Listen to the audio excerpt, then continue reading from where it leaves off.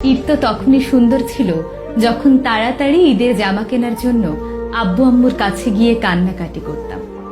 ভাবতাম কেউ ঈদের জামা দেখে ফেললেই বুঝি ঈদ ভেঙে যাবে।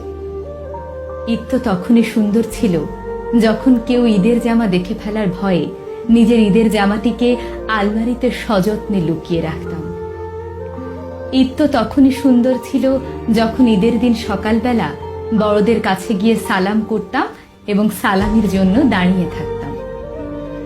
ঈদ তো তখনই সুন্দর ছিল যখন দেখতাম বড়রা ঈদের দিন কত কত জায়গায় ঘুরতে যায়, তাদের কাছে কত কত টাকা। ভাবতাম আমি কবে জানি বড় হব, আমিও তাদের মতো এত সুন্দর করে ঈদ পালন করব। আজ বড় হয়েছি ঠিকই, পকেট ভর্তি টাকাও আছে, ঈদও এসেছে, কিন্তু ছোটবেলার ঈদের সে আনন্দ ঘন মুহূর্তগুলো আর ফিরে আসে না।